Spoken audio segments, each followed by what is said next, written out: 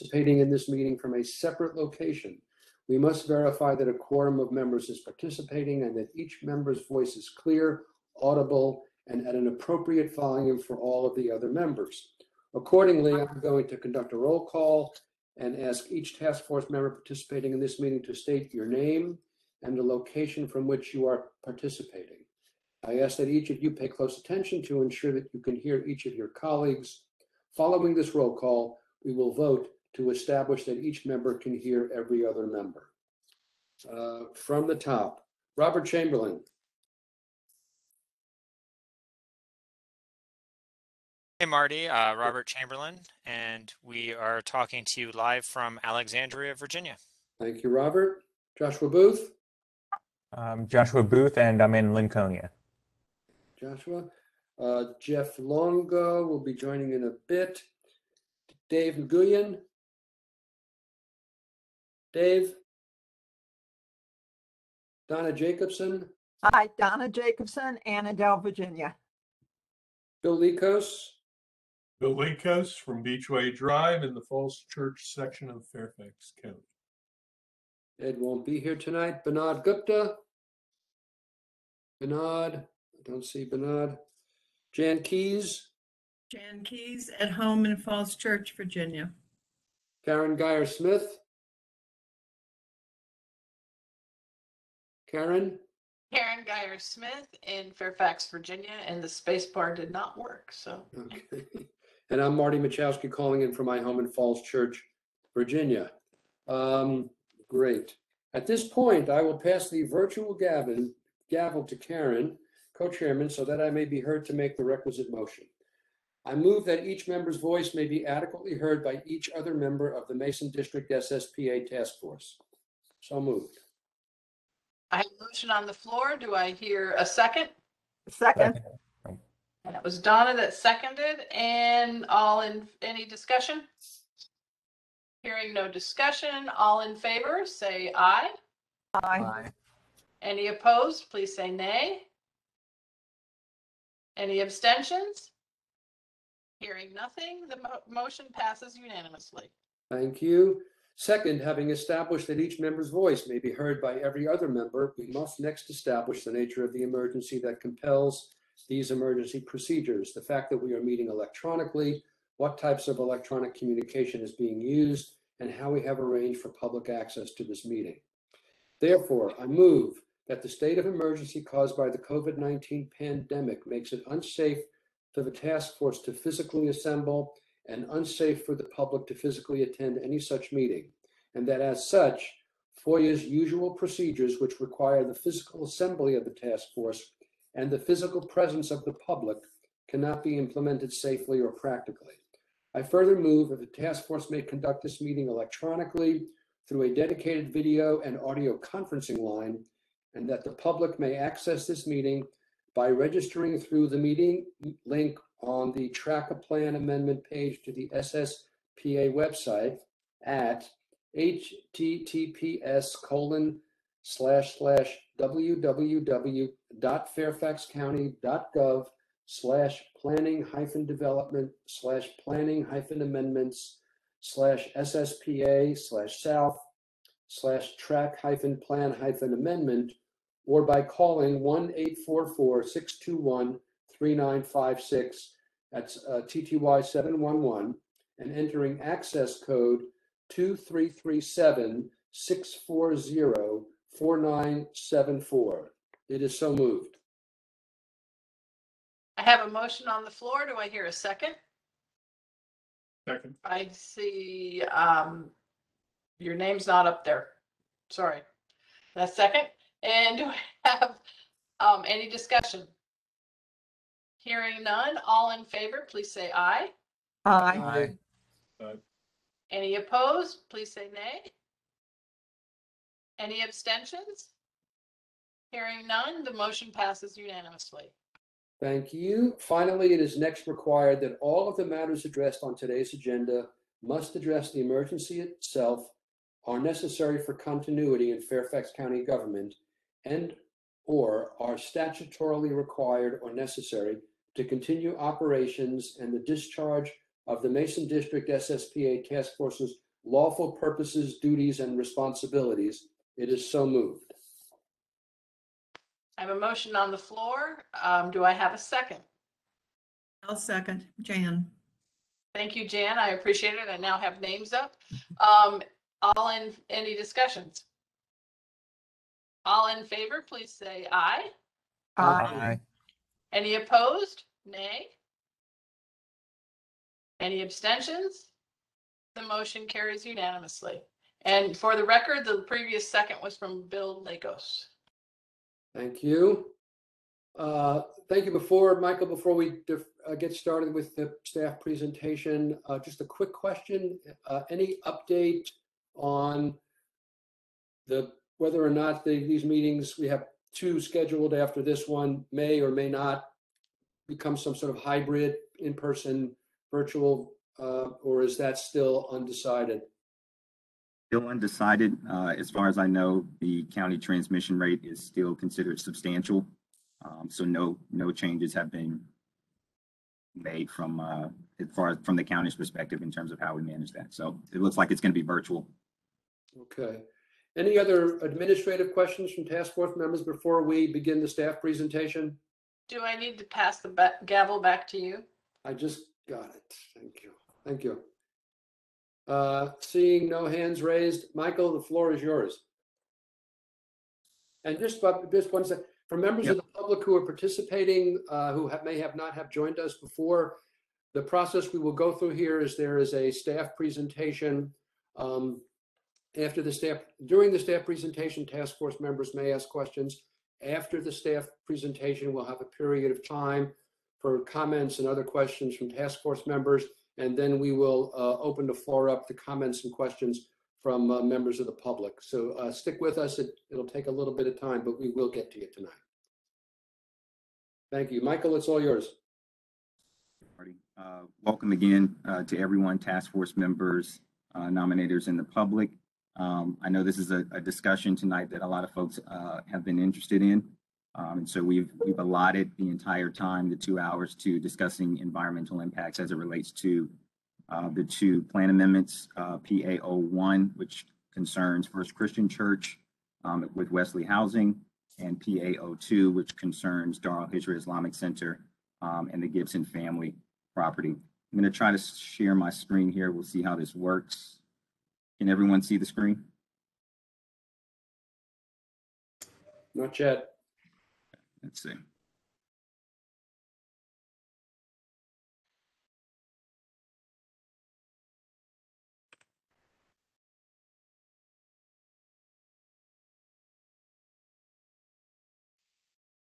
How about now?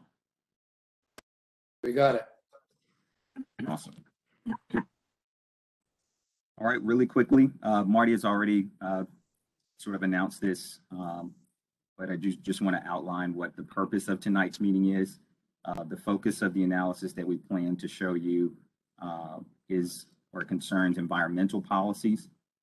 We also have joining us a colleague from DPWES, Katie Torgerson, who will provide an update on the ongoing flood mitigation efforts that concern Ravenswood Park. They're 2 separate processes, but I think we have the right folks joining us tonight to help answer those questions. Really quickly, we have 2 more meetings on the docket. There's flexibility here. If additional time is needed, we certainly have the space to do that if discussions run over. Task force, please don't feel like if the questions aren't answered tonight that this is the end of it. We can continue to discuss as needed. Our next meeting is scheduled for November 17th, which will concern the operational analysis, transportation operational analysis. And then we'll have what may be our concluding meeting on December 8th. Staff plans to bring our preliminary recommendation to you. We also hope to leave open that time for discussion and allow the task force to render their recommendation on that night, or again at a later date if you so choose. So the order of yeah, quick question on the December 8th meeting. Will you be circulating staff recommendation for review before that meeting? Ideally, yes. As far in advance as we can. There's a bit of an internal process where we have to send our recommendations through a process of review. But as early as possible, we hope to get that into your hands. Absolutely. Thank you. No worries. So for tonight, again, the topic of our presentation will focus on environmental policy. There are a couple of components that you see here under the table of contents that staff will walk through. And then we'll hear briefly from Katie Torgerson with additional stormwater improvement efforts. There will be a Q&A period after we talk about the environmental policy for the task force, and then we'll have another Q&A period after we discuss the ongoing effort. Many of you have seen this before. If you're a member of the public and you're joining us for the first time, this is the board authorization that authorized each of the studies that we're considering tonight. Highlighted in yellow are just a few of the components that staff considers in our analysis. There are other aspects that aren't explicitly outlined in the authorization that we consider, including land use policies, parks, public safety. We shared some of those components at our previous meeting on October 6th. If you weren't able to join us and you were unable to join us, we do have that meeting recorded and meeting materials available on our website, which I'll share a link with that later in the presentation. Oh, I did want to mention, let me jump back really briefly here. A part of the study components that we considered that we did not share at our last meeting relates to public facilities. And I think I emailed members of the task force a copy of the public facilities policies. That's separate. Some of the recommendations within the public facilities policies are separate from the environmental section under the policy plan. But I did want to call that out momentarily. And if I can bring this over, I think this will work. Can you all see the text on screen, Marty? Yeah. Okay. So really briefly, I wanted to touch on this. This is one of the Board of Supervisors policy goals that's included in our policy plan. And it speaks to the need for the county to get a better understanding of the impacts to existing public facilities. And that includes not only stormwater facilities, but some of the components that we shared at our last meeting, schools, parks, etc. Of note is the policy that states that growth and new development should be held to a level consistent with the adequacy and accessibility of existing facilities and phased in accordance with the county's ability to provide new ones. That's really a driver in how we look at all of our analysis, not just the environmental analysis that you'll hear tonight. So when we communicate or work with schools, we work with our environmental reviewers, parks, etc. This is a part of it. It's sort of ubiquitous. So we didn't call it out, we didn't note it, but it is an important policy to understand when thinking about the proposals as we move forward.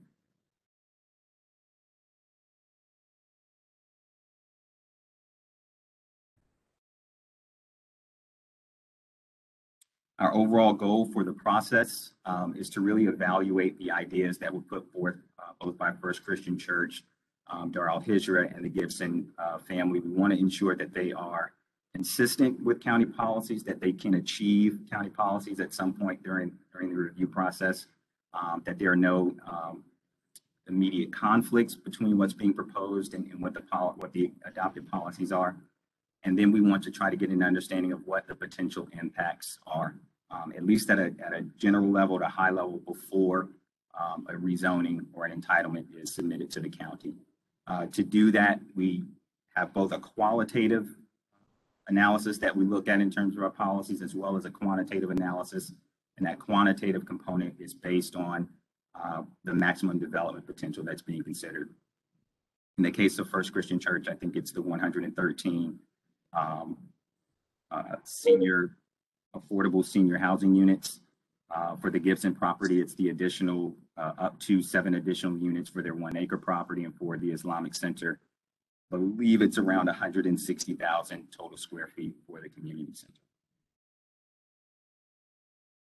These are just some of the steps that the task force and staff are going to walk through between now and public hearings. There's the presentation of analysis, which continues tonight, task force discussion, which also continues on December the 8th, as we've mentioned before. We hope to bring the recommendations forward. as well as review any conditions if any of the amendments, either of the amendments are supported by this task force or by staff. We'll have an opportunity to think about what conditions should go along with that before taking a recommendation to the Planning Commission and then ultimately to the Board of Supervisors. So there are a couple of components, that we're going to talk through tonight, but it's important that we segment them just so that folks understand that the timing and the processes are different. So the task force tonight is tasked with looking at the plan amendment and thinking about the use and the intensity of each of the proposals and what those priorities are. What are the priorities that you expect staff to consider as these move forward?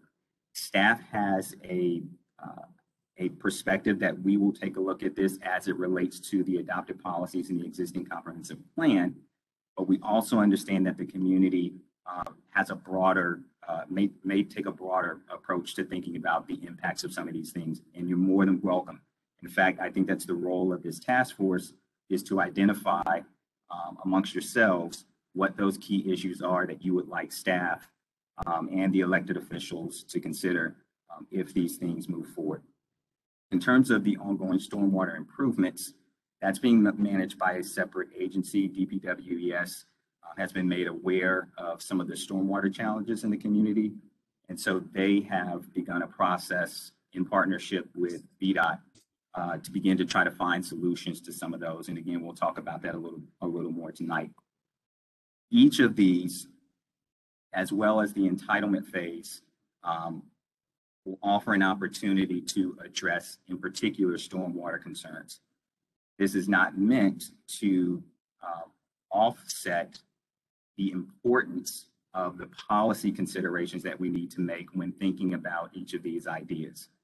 There are things that we can do even in the plan amendment stage to set, in the plan amendment process, to set the stage for consideration as it moves through some of these other pieces.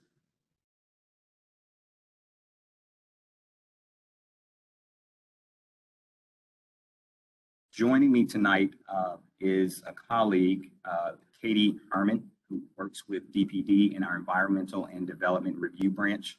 She is going to walk through the policies that they've identified for consideration on both properties. We don't highlight either Plan Amendment 1 or Plan Amendment 2 between the church and the Islamic Center.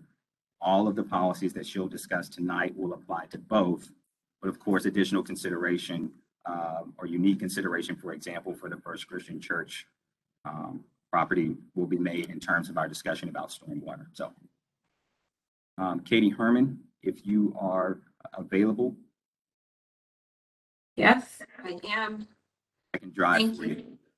All right, perfect. Thank you so much, Michael. And thank you to everyone on the task force for inviting me and including me in your meeting here this evening. Again, my name is Katie Herman. I am an environmental planner with the Department of Planning and Development. And for my first slide here, I wanted to just highlight at a high level that the environment element of the policy plan provides guidance for achieving a balance between the need to protect the environment while planning for the orderly development and redevelopment in the county. Protecting the human and natural environment in Fairfax County is complicated by the many different categories of concerns that are called environmental. Solving environmental problems is further complicated by the environmental impacts that may result from efforts to resolve other major concerns, such as land use, transportation, recreation, and public facility issues. Within the policy plan, the environmental element concerns have been grouped together into three broad categories for consideration, which you can see here: the environmental pollution, environmental hazards, and environmental resources. These categories have been selected to recognize the issues pertaining to the environment or to environmental impacts of past development hazards posed by both human-made and natural environmental constraints and the management of our environmental heritage are somewhat distinct categories. For the purposes of this plan amendment, we'll be focusing on the environmental topics within the environmental pollution and environmental resources subsections. The parcels included in this plan amendment have little environmental hazards impacting them, which relate to things like problematic soils, keeping new development out of the floodplain, and potential exposure to gas and petroleum pipelines. Those hazards are just not present on the parcels included in this plan amendment. So to kick us off, I'll be speaking to two environmental pollution topics tonight as they relate to the environment element. The first is transportation noise. As you can see on the slide, Fairfax County is mindful of how transportation noise may impact residential and other noise-sensitive uses, and the environment element of the policy plan has Objective 4 that discusses this. So it is our recommendation that any future development should provide a preliminary noise study to confirm whether the site is impacted by traffic noise. If it is found that the noise level may impact residents, the county would strongly recommend mitigating the noise level for interior and exterior noise levels. Moving on, the environment element of the policy plan has Objective 2 that discusses water quality and stormwater management, which again, you can see here on the slide, specifically that policy K. This is the other topic that I wanted to mention. There are many areas within the B2 Glen Forest community planning sector that are comprised of older developments. So a focus of redevelopment could include stormwater improvements. In general, proposed development should ensure that no adverse impacts are made to water quality and that the county would encourage on-site stormwater management practices that would improve current conditions.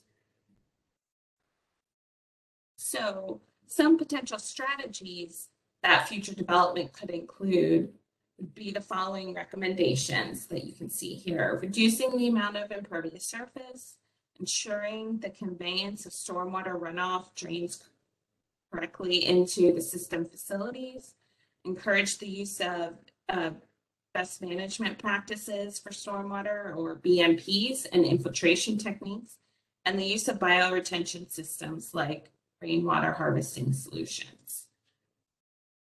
One additional note here is that DPD is committed to continuing regular coordination with other county departments to assist in the development of future comprehensive plan language for this topic.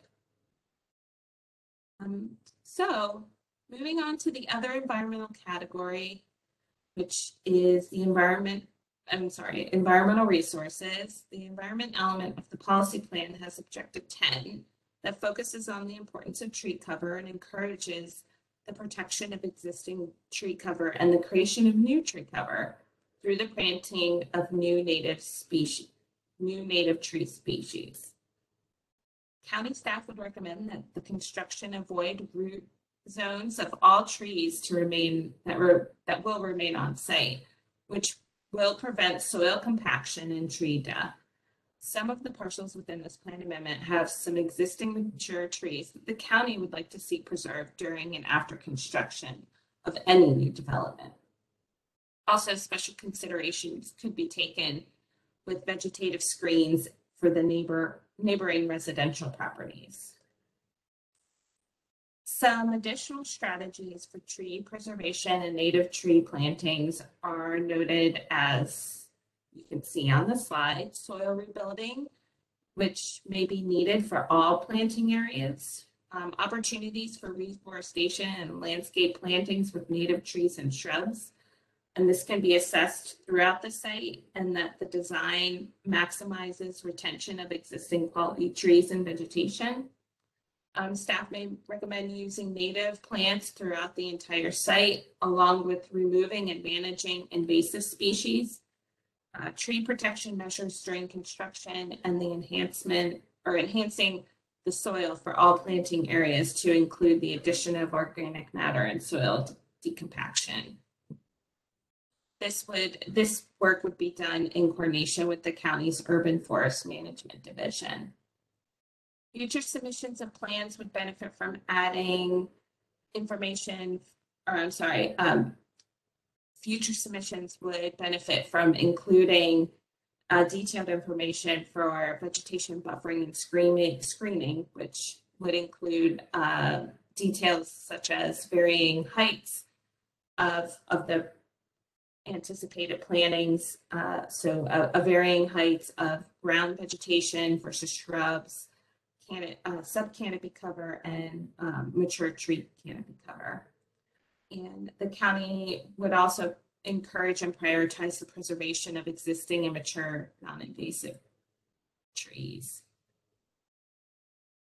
And then the second environmental resources topic that I'll be discussing, and the last environmental topic for this evening, is related to green building. County recommends that redevelopment activities integrate green building measures into the design of the project.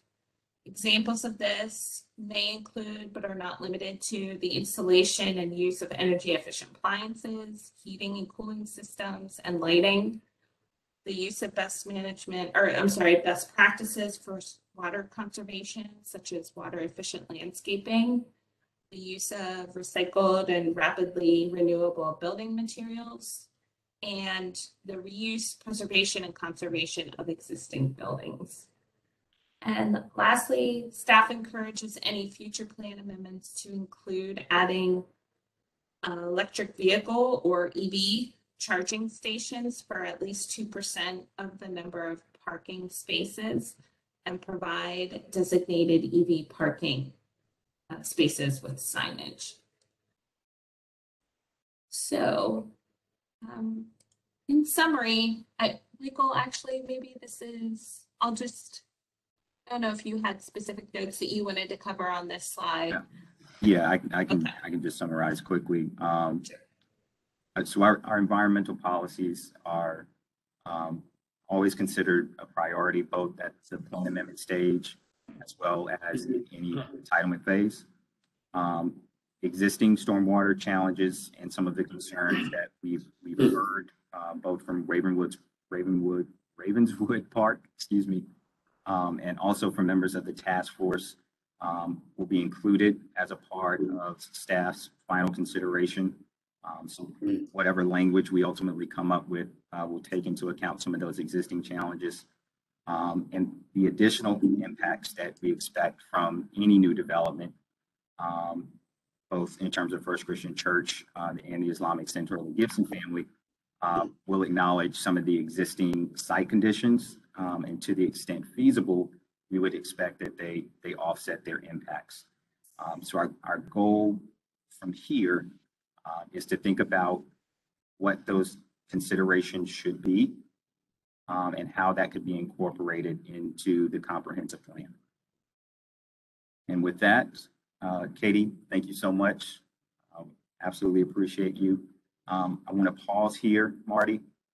Okay, Michael, give us back the screen so I can see task force members. Yep, give me one.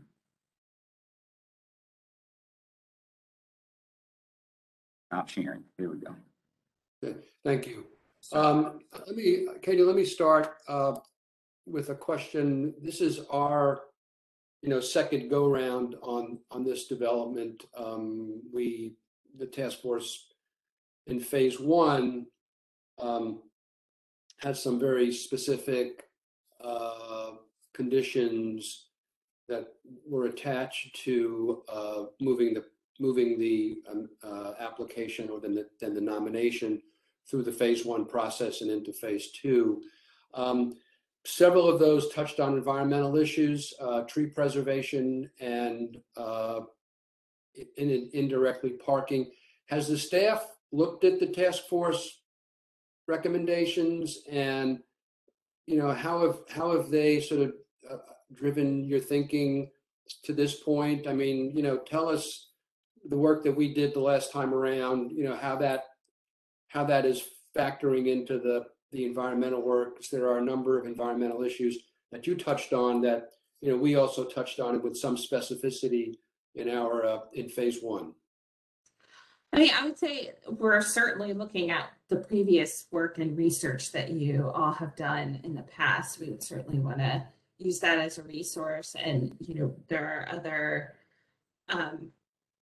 conversations we're having with other staff members who have assisted with task forces in other parts of the county that have had stormwater questions that have come up. So we are reaching out to those other staff members to ensure that we're sharing the best knowledge and comparing feedback from various citizens and stakeholders to create a cohesive message. But I think, as Michael alluded to, we are in the beginning process of starting to perform this research on the comprehensive plan text and the suggestions we would make. So it's starting, but it's in the early stages.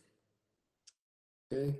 Are there comments or questions for the task force? Oh, Clara? Sorry, I had another way, and I guess something I would ask the task force to comment on is, this is the first opportunity where we've kind of set the table with the existing policies that apply countywide, and part of this site-specific consideration is, and this will come up definitely with the stormwater conversation, knowing we have those policies and that's what's considered during the development review process.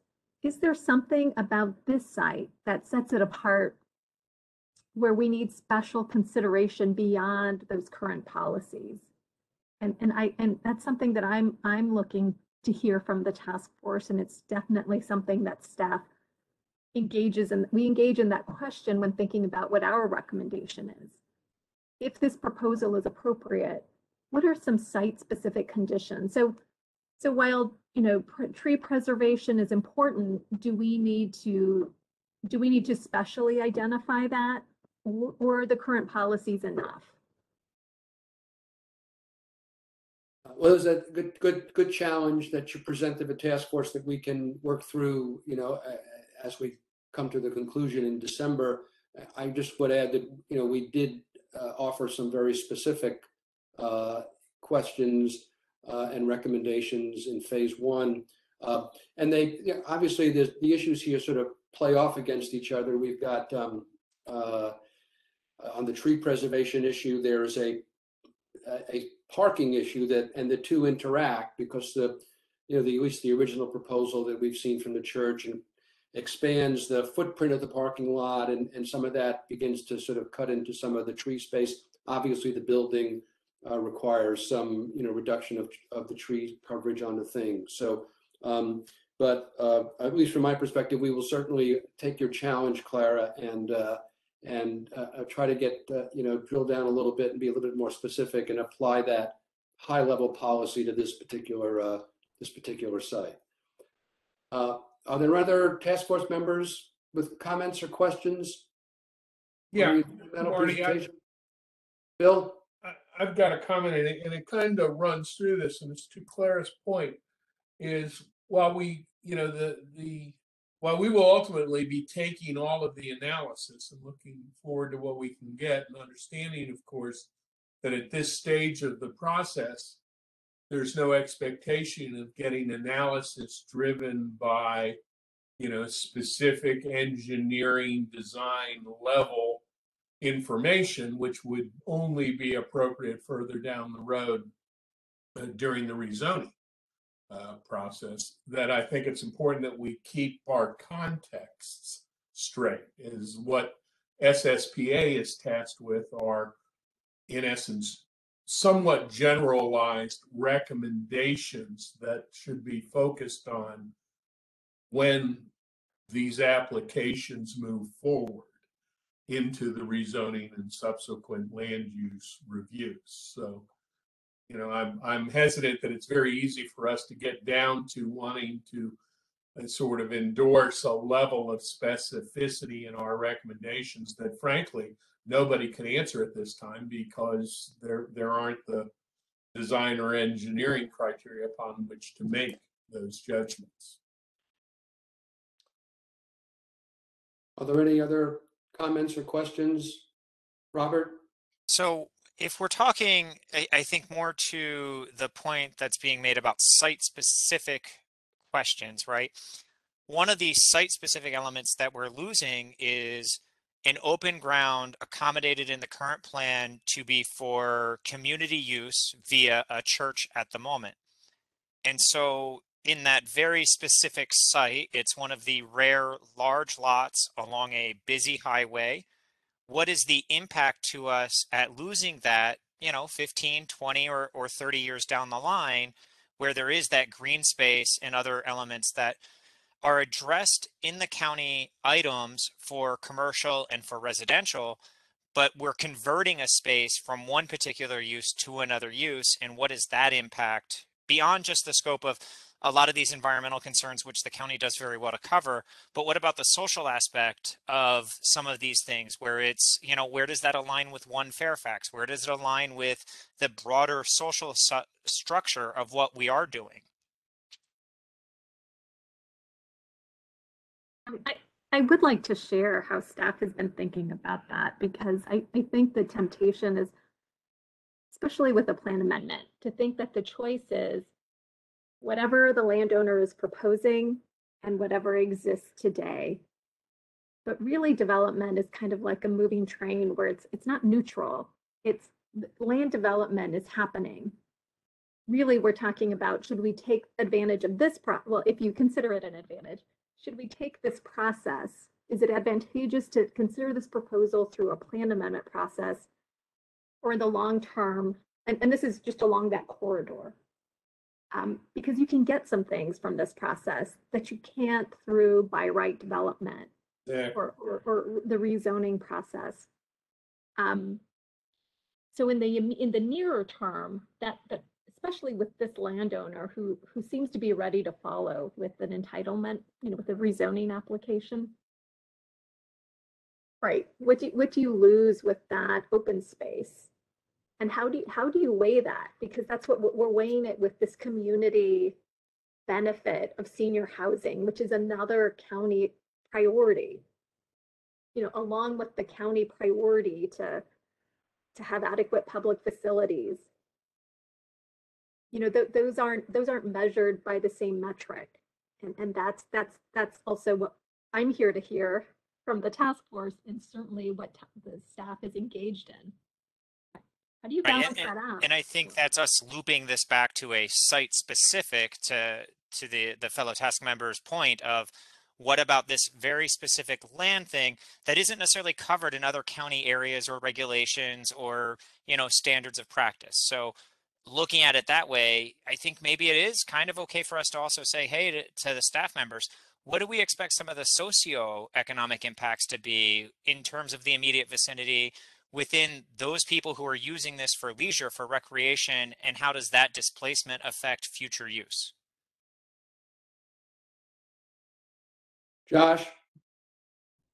Just kind of in response to what Robert was saying, I think, Dar al-Hijra is offering another alternative for, to replace some of that community space. So if there were, that would be a way to balance out the two if both of them were approved.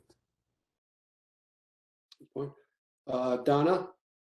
Yeah, going back to what Clara and Bill was saying, I got a little confused as to exactly what type of recommendations we are supposed to be making and what's going to be handled later in the process.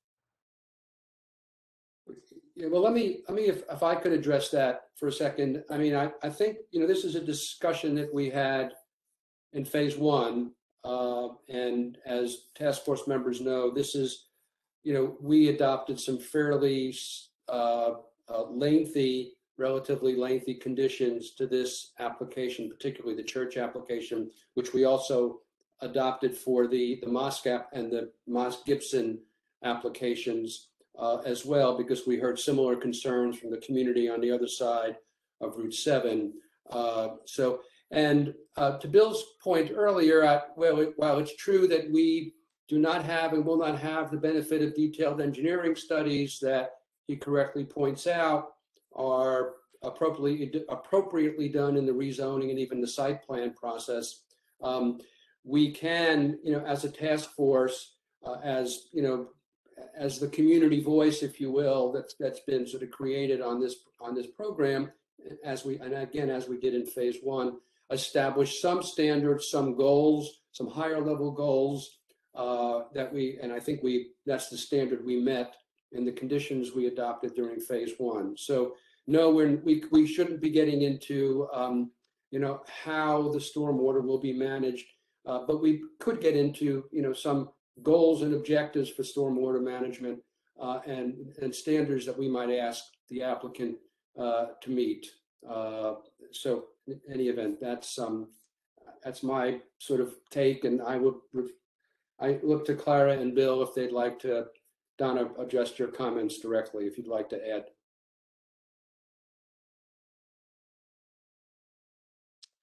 No? Okay, anybody else? Any other task force members with comments or questions on the environmental presentation? Seeing none, Michael, I hand the screen back to you for phase two.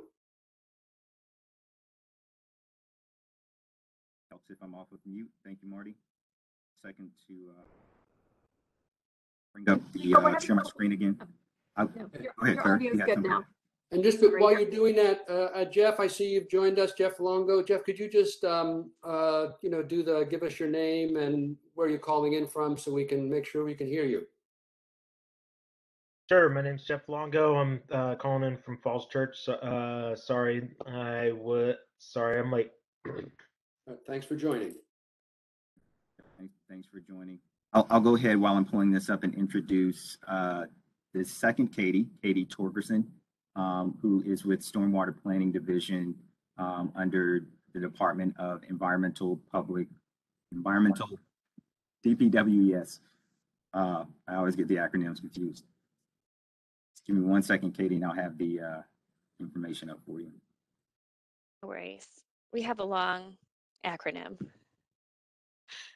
So I'm Katie Torgerson. I'm a planner with the Department of Public Works and Environmental Services under the Stormwater Planning Division. And I am going to share some information with you on 2 DPWES efforts to address stormwater management in the Ravenwood Park community. So as I said, I'm with Public Works, so I'm separate from the Department of Planning and Development. But I've worked with DPD and VDOT and others to understand your stormwater management concerns, particularly those related to drainage and flooding. So to be clear, our projects are completely separate from this SSPA review. They're completed as part of the county's flood response and capital improvement programs and follow a different schedule, but the project's objectives aim to address the stormwater issues that you've raised during this process. So as I said, there's 2 projects. The first addresses the structural flooding at 2 Ravenwood Park homes.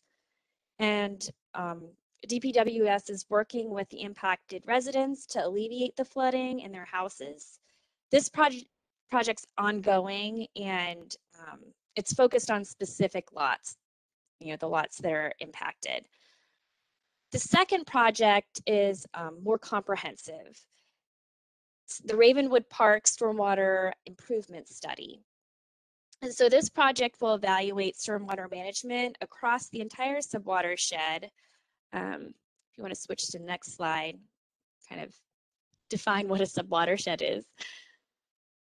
So it's the drainage area basically from Leesburg Pike all the way down to Lake Barcroft. The study will analyze the entire stormwater management system, and that includes both the pipe network and the overland flow.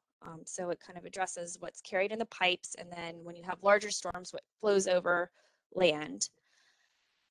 And this is for a variety of storm events, including these localized high intensity rainfall events that we've seen recently.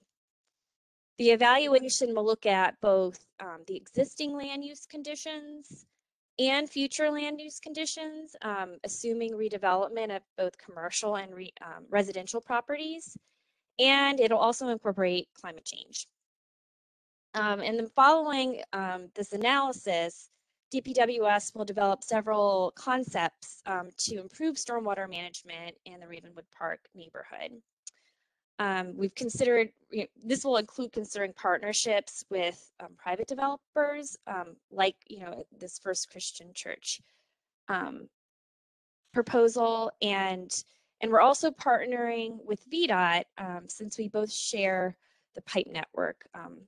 The county handles the pipe networks generally in easements outside of the right-of-way, and VDOT has the pipe network inside the right-of-way. So I do want to emphasize this second study is it's very infancy. We haven't even really scheduled a kickoff, but so it'll take a while to complete, and it'll involve a big public engagement component.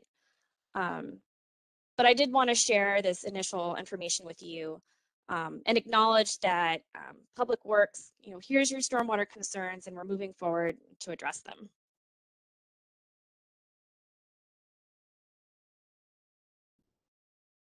Everyone here still hear me okay? Uh-huh. All right, and really quickly, and this PowerPoint will be made available. We did want to kind of summarize the effort that Katie had mentioned.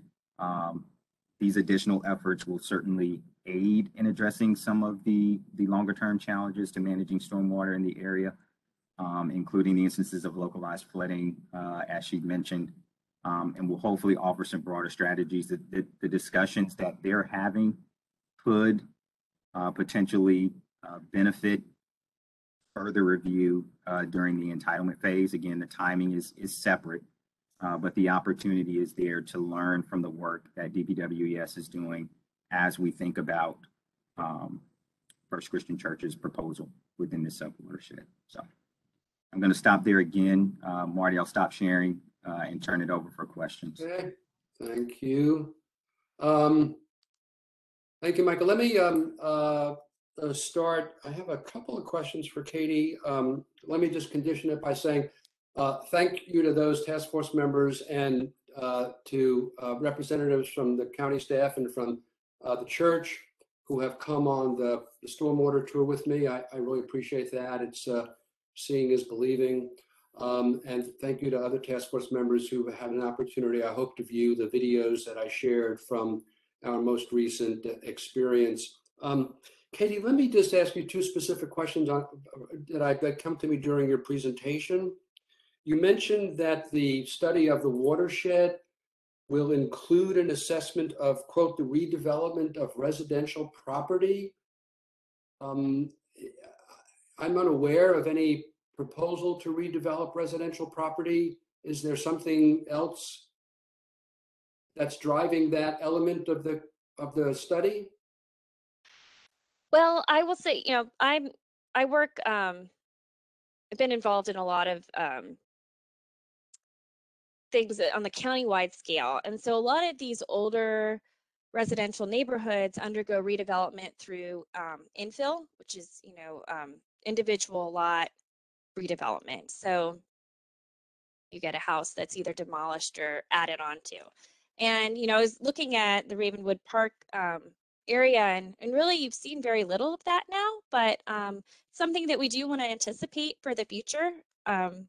So that's something that we would consider in the study, is to, assume what would happen if, a certain percentage of homes were redeveloped, or, or just to be conservative, to look to the future. Okay. So that would include redevelopment of individual homes, or might it include parcel consolidation and higher density residential development in Ravenwood Park as well? I don't think so. I mean, from our standpoint, I look at a model like, we've seen in other parts of the county, McLean, for example, in some areas in Mount Vernon, where you just see homes undergo and their footprints grow larger, and the impervious cover expands, and that has drainage impacts. So we want to make sure that that's included in any future model so that we are assuming, you know, conservative. Okay, all right, that makes sense. Also, just at the end, you said it will take a while to complete. What is a while, and how does that, your study process sync up with the plan amendment, with the potential rezoning application? I mean, the Churches and Wesley's sort of timeline sort of has the rezoning application filed early next year, considered early, you know, during 2022 to align them for their application for low-income housing tax credits in 2023.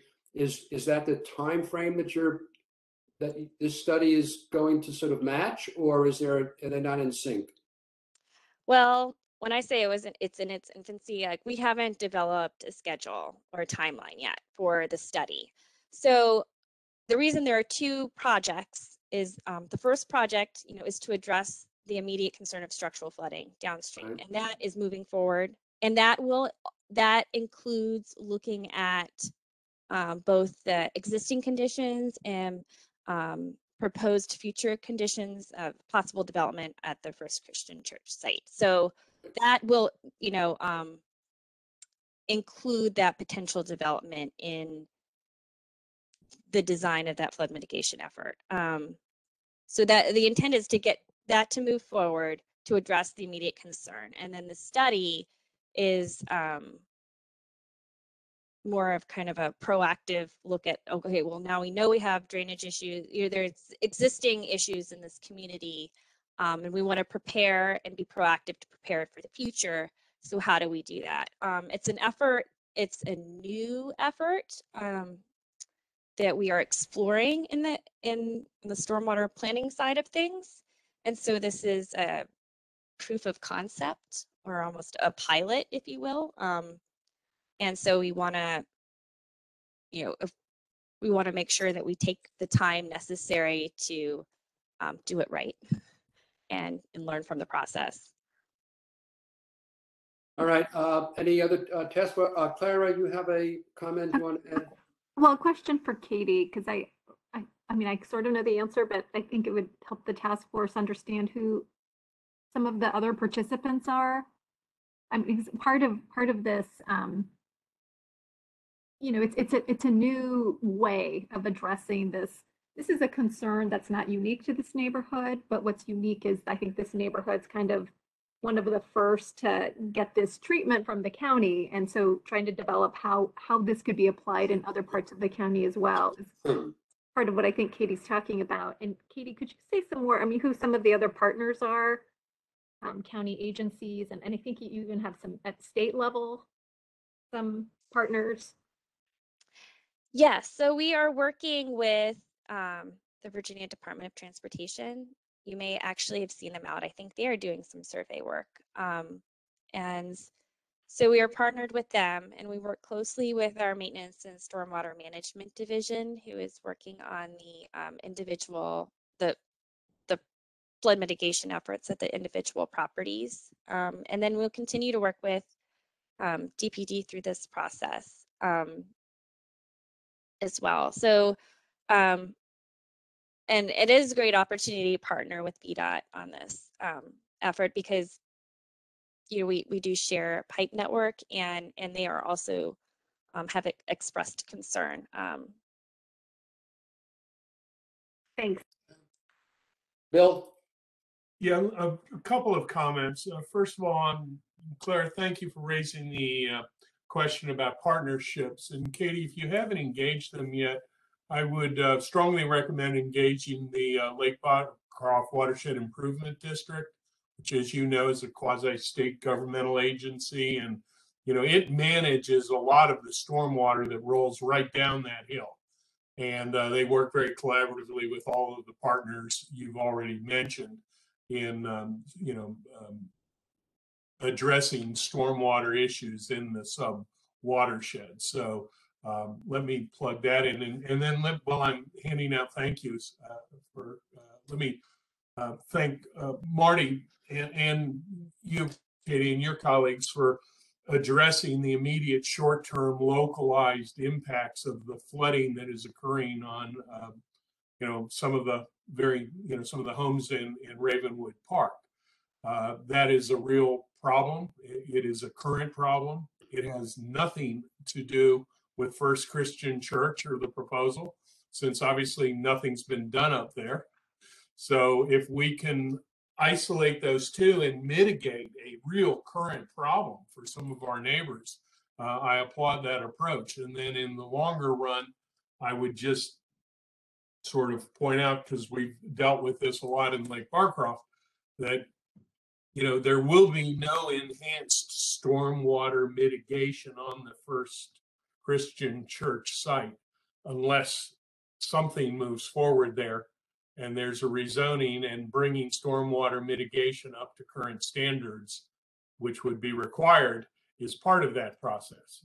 If nothing happens, then nothing changes. And for the sake of your longer term study, you would be dealing with the same runoff situations as exist today.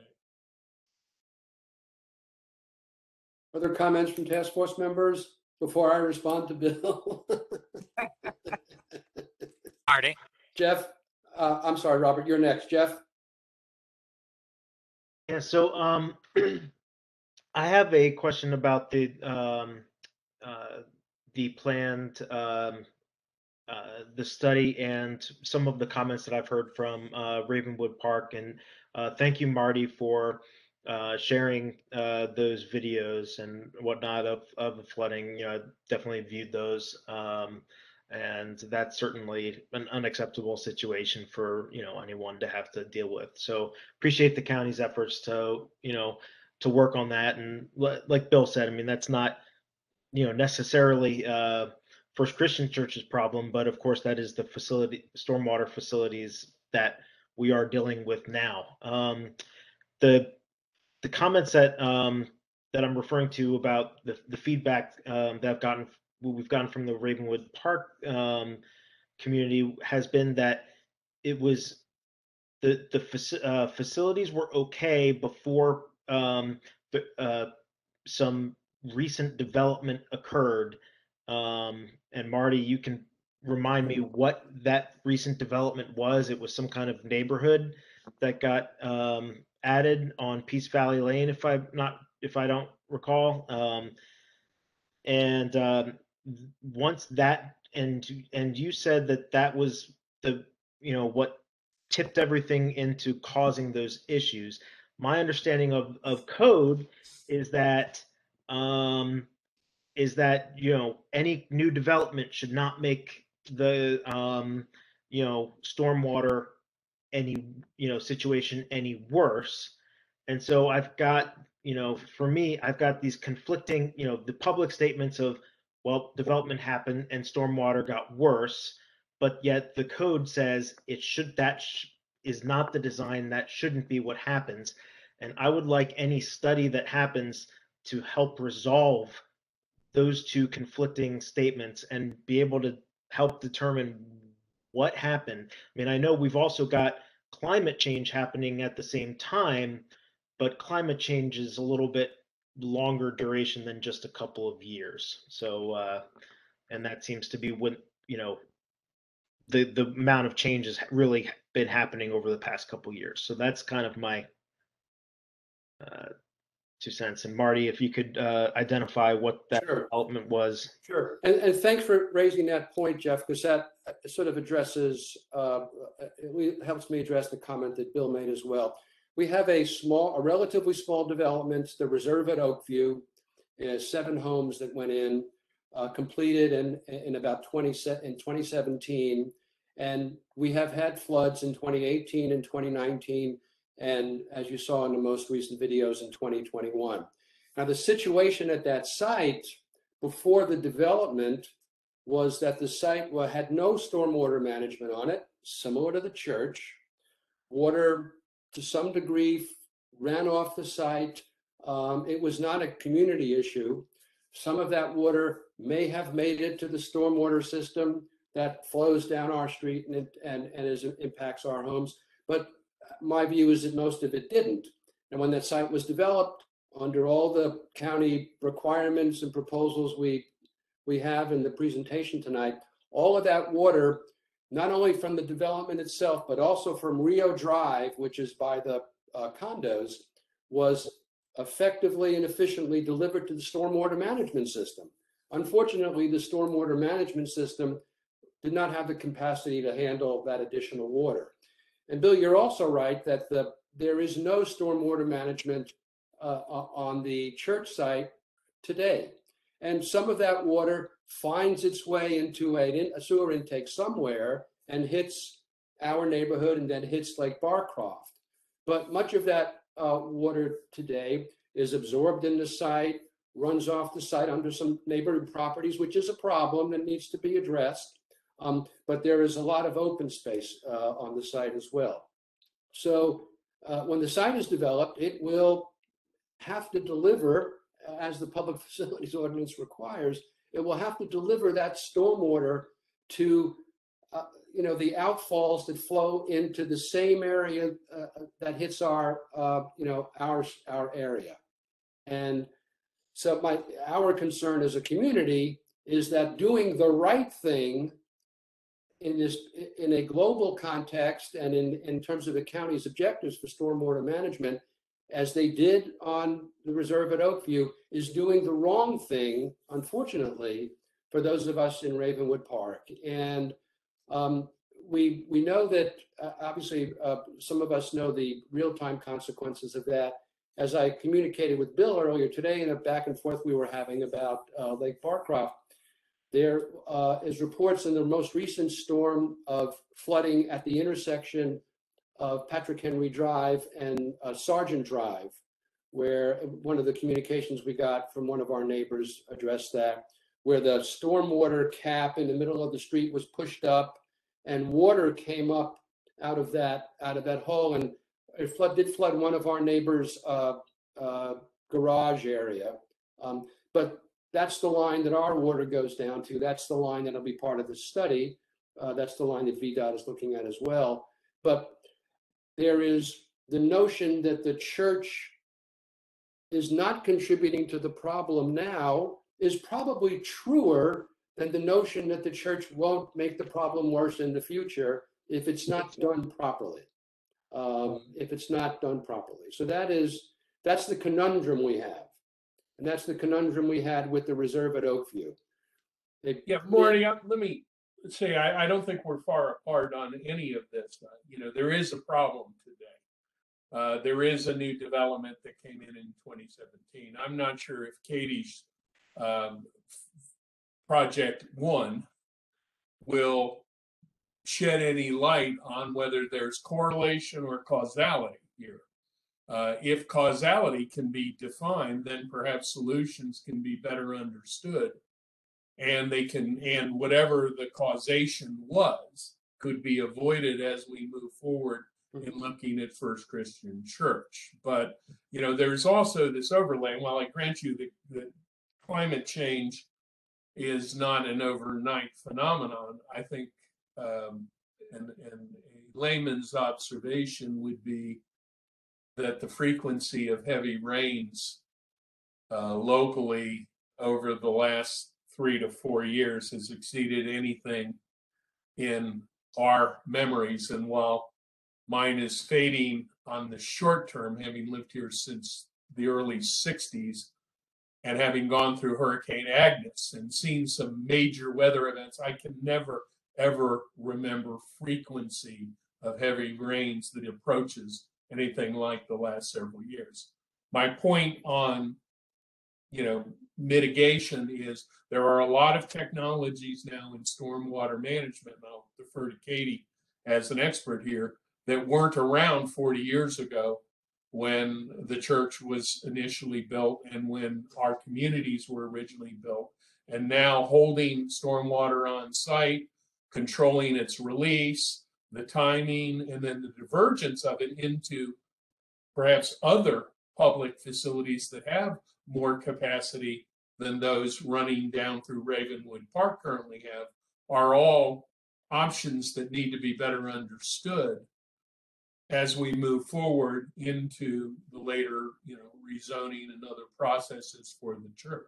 So Thanks, Bill. I do agree, and you recall that the condition that the task force accepted in phase one, it tried to sort of accommodate that observation. Let me just say that I think I made that motion, Marty. My memory's not. let me just say that we have another bit of information since then, and thank you to the church for sharing this with us.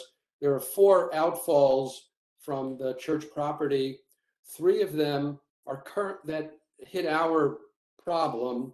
One goes across the street and goes into 4 Mile Run. 3 of the 4 are at 100% in a 10-year storm. The 4th one is at 85% in a 10-year storm. So yes, you know, there's uncertainty surrounding climate change, but this is a 10-year storm. If you recall, Jeff, in phase one, we were debating whether or not we should set up a 2,500, 250-year storm standard for the stormwater system, whether that was a practical way to approach it, that sort of thing, trying to address, you know, this, as Bill suggests, this sort of periodic hyper rainstorm issue that we experience. But we now know that the 4 outfalls, they, you know, notwithstanding climate change, notwithstanding, they don't work currently in the under the old rules. So we've got a, you know, we've got a serious problem there. And again, Bill, to your point and to your motion, we tried to address that in a robust way the first time around. Other comments from task force members? Robert? So I would like to kind of go back to this human element that I think I'm more focused on today than I have been at other meetings. And what I've heard is, of course, right, this 2017 was the new development. So we're now 4 years on from the Peace Valley Lane construction that has possibly led to 2 very hyper localized persons exploring, or 3, experiencing some catastrophic flooding on a personal level. So when we're working with specific homeowners from a county perspective at DPW on a problem that's repetitious, what are we looking at in terms of an average timeline to resolution for that actual impact? Because that's what I'm concerned about, right? Let's say we go forward, everything's great, the church does what it wants to do, and we have all set these conditions, and then a year later, actual residents are experiencing these same issues. I want to know how it's going to impact them, what the expected timeline to a resolution might be. Granted, we can't give specifics, but what's that process look like from a citizen perspective, going to DPW, experiencing catastrophic flooding? How do we resolve that for that user? Because 4 years is just, it's too long.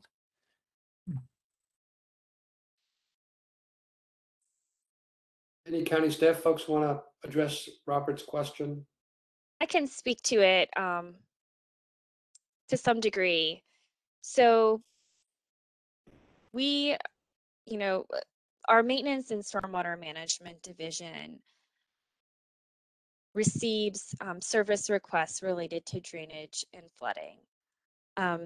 And when they receive structural flooding complaints, they go through a process to see,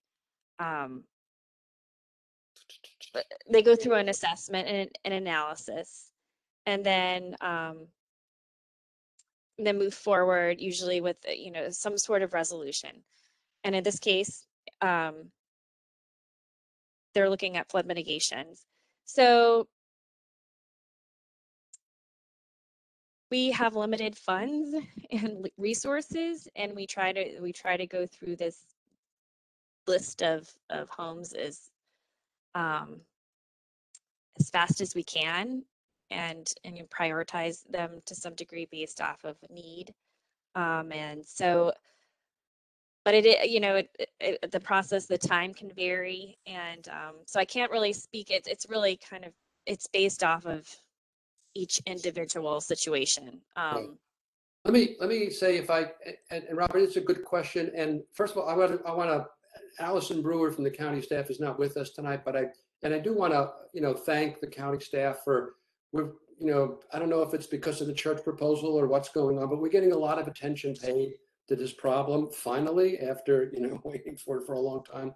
And what the Overland Flood Relief Program will hopefully do is it will not stop the flooding, but there is some potential through some regrading to move some of the water out of the immediate flood zone a little bit quicker, and perhaps limiting the amount of water that intrudes into our homes, not just our properties, but our homes. And there is also some mitigation kinds of activities that are structure specific. I'll show you one that is currently in operation. I'll try to show it through the phone here. These are county provided sandbags by my back door.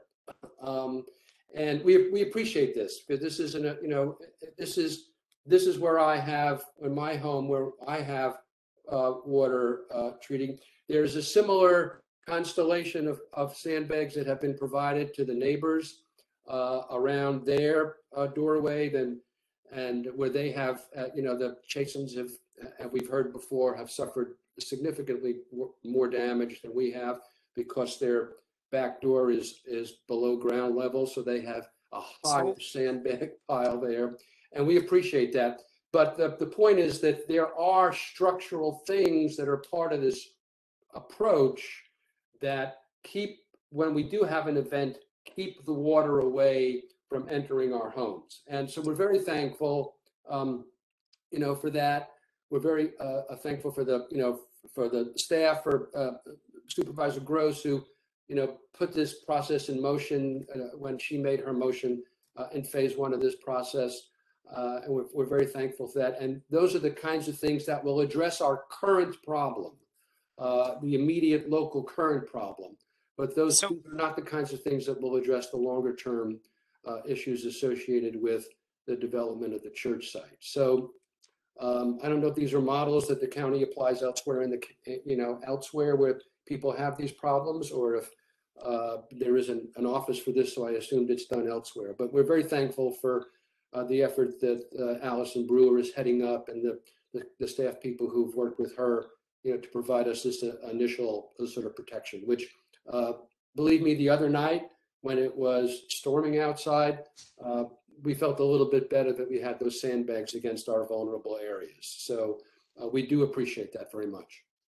The point, though, that I'm really trying to get at is there may be something that we can do in our process that says, as part of this approval and recommendation, that we make the recommendation that in addition to the approval, perhaps we ask the developer to set aside X number of funds for X period of years to help with DPW having funds that they need so they can more quickly alleviate a problem should it arise. But we would know more solidly 5 years after construction is completed, instead of trying to look at this as handling stormwater in ways that really we're not qualified to do. We can say, how do we set aside relief for those that are directly affected by the change in the site? That's a good point. It sounds to me like you're asking the county to ask for a profit. Well, I'm not sure that's a game they can. I want to get. Let me just add, and Karen, I'll recognize you in a second. Let me just respond. I do want to say that the church and Wesley are, sort of active and engaged sort of partners in this process of trying to figure out, what we might be able to do in the short term, but also how we might do a better job with management of the water on the site.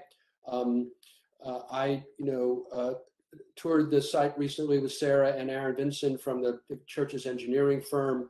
They're looking at it, and I just again want to say that the notion that the church is an active partner in trying to address this is an important one. It means a lot to to the neighbors here, and we hopefully that they will continue to be an important partner in trying to address this as we move forward.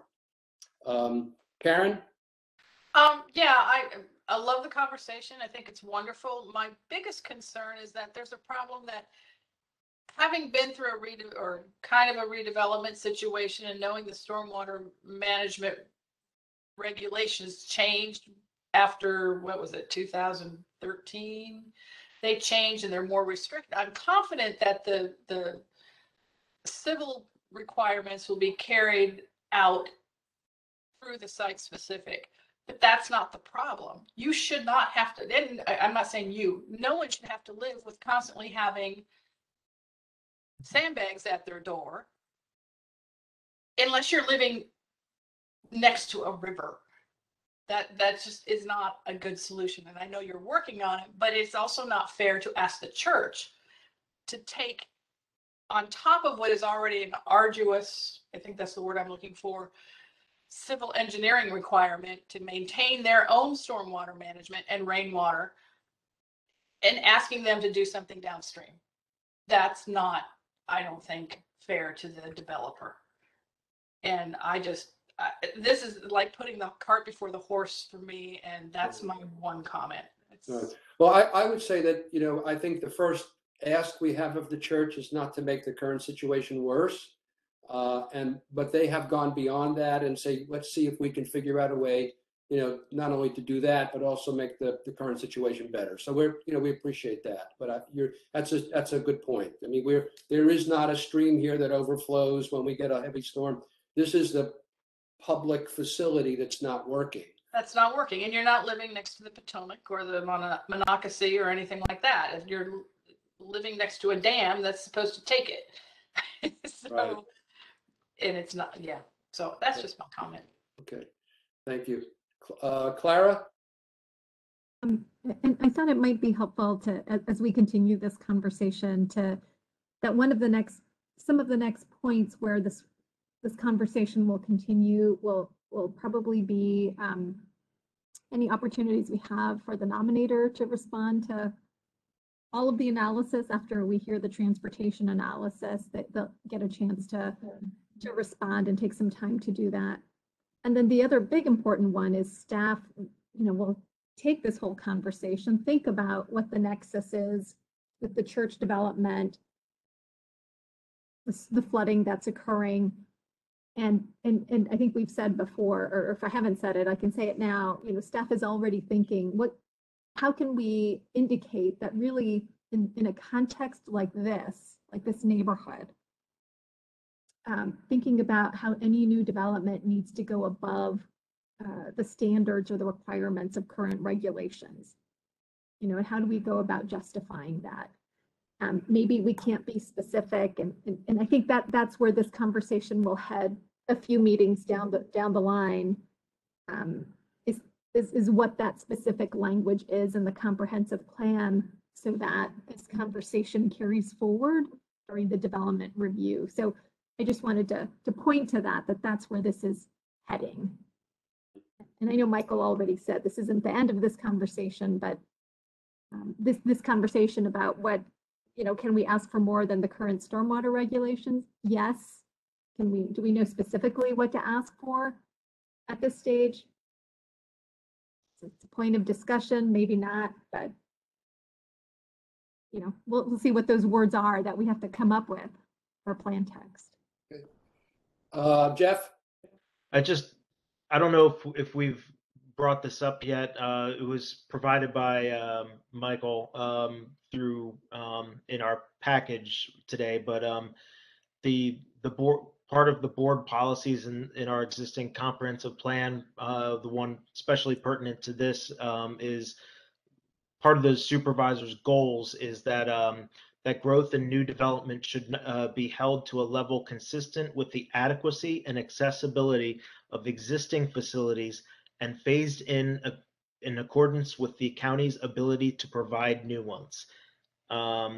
And I thought that language is kind of pertinent to the discussion that we were having today, because we think about the adequacy and accessibility of the existing facilities and talking about growth and new development, and then, the county's ability to provide new ones, either they're, I think the applicant is either we're going to talk about either going on the timetable that the county has to remedy this with the funding that they have, or if the applicant wants to try to speed that up with development, conditions, and that's up to the developer on whether they want to help with that, but or whether the county applies a proffer or anything like that. But I don't know. I just wanted to, to bring that up. That I thought that was relevant. Thank you, Jeff. Michael did share that with us in the beginning of the presentation, but I appreciate your a little bit of a deeper dive on that.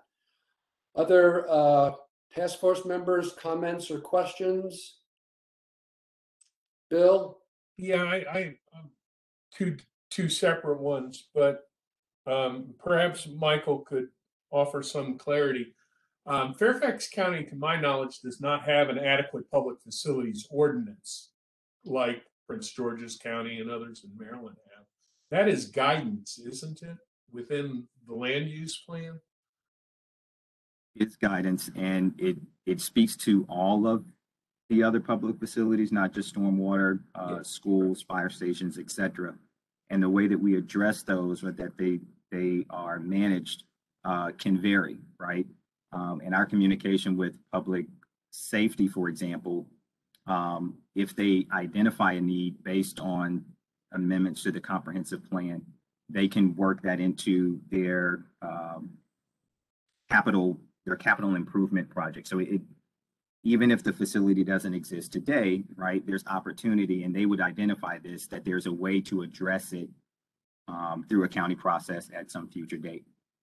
So there is flexibility in how we consider impacts to adequate facilities, if you will.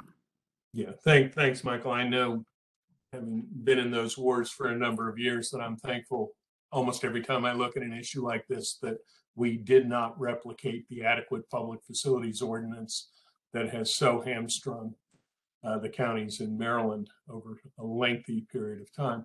The last point, Marty, I'll make, and it's just, I don't know, I just want to clarify something for Rodney North. Rodney asked if I was suggesting if the water problem essentially be shunted off to 4 Mile Run watershed. What I am saying is that the systems that manage stormwater ought to be comprehensively analyzed and designed and adapted to their highest degree of efficiency.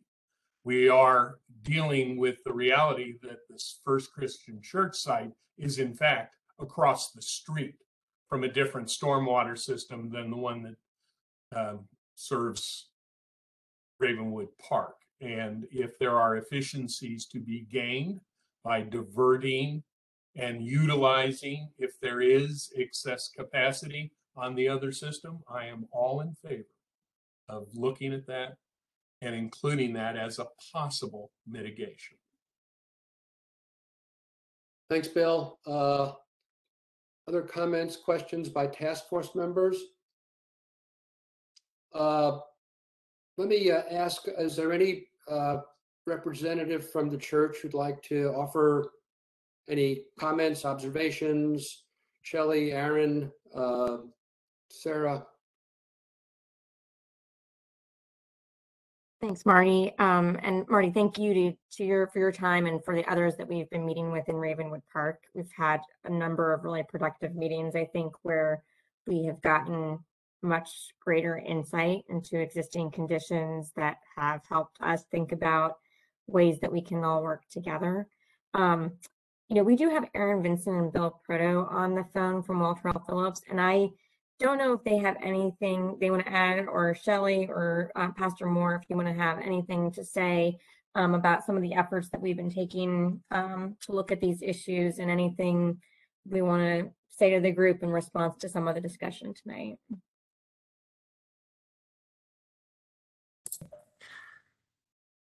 Hi, this is Shelley Murphy. I'm the CEO at Wesley Housing, and I really do want to thank everyone for the thoughtful discussion this evening.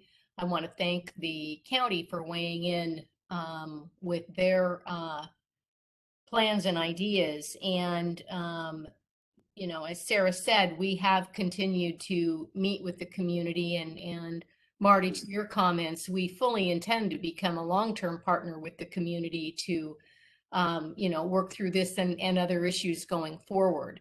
So you continue to have our commitment to figure out how we can be a part of the solution here. And with that, I'm going to turn it over to Aaron. What she said. No, I'm just kidding. I would say I don't have much to add. I think it was a productive conversation. We realize that staff is in the early stages of their specific solution and their studies. The other thing that, just to sort of repeat what Sarah and Shelley said, we know that the church didn't cause this problem. We know the church can't make it go away, but we are committed to doing our part. And we know that the recommendations that come out of this, we expect to be aggressive. And we expect to, we want to be aggressive in terms of doing our part to deal with the stormwater issues that the neighborhood is dealing with. Thanks, Shelley and Sarah and Aaron. At this point, unless there are any other comments from task force Marty, members. can I say something? Oh, I'm sorry, Reverend Moore, please. Again, I thank you all for your commitment to this process and the conversation that is being held tonight. Again, just so from the church's perspective, just a reminder that it is really our mission and vision to serve the community. And the way that we can do that is really to provide this affordable senior housing for people that really may not look like us, but who live currently within our community and who would like to stay in our community, but the lack of affordable housing is a real issue. And so the county, that's obviously a priority for the county. It's a priority for us as a church to be able to continue to serve our neighbors in need and provide this great need for our community. And so that I'm one to always remind any group of kind of where we're coming from and what our mission is. And so I again, thank you for your time and commitment to this process. Thanks, Marty. Thank you, Reverend Moore. If there are no other comments from task force members, let's, Michael and Graham, let's open this up to comments from members of the public. We have a fairly large group tonight. I see a hand from Nate Chasen. Graham, can we get Nate in? Yeah, absolutely. I think Mike, you're going to need to be able to unmute them. So I think you can. And just so folks that are on the call that haven't used WebEx in the past know, if you'd like to speak, you absolutely can. During this section, there is a button that you'll need to push. So click on the participants button if you haven't already in the bottom right-hand corner of your screen. And then from there, you'll see a tiny little hand, and that's the raise your hand button. That'll let everybody know that you want to say something. And then Mike can unmute you when it's your turn to speak. Okay. Nate, go ahead. Hey, Marty, thanks for acknowledging. And thank you for everybody who has worked really hard to get us where we are. And I have a couple questions. Is Katie, the second Katie that presented, is she still on or did she have to leave? Yes, I'm here. She's here. Sorry. So my house is next door to Marty's, and it's one of the houses that's flooding. If one of the things that you mentioned is that this is going to take a long time to address this issue, and that's a lot of floods. We've had 3 floods in 3 calendar years.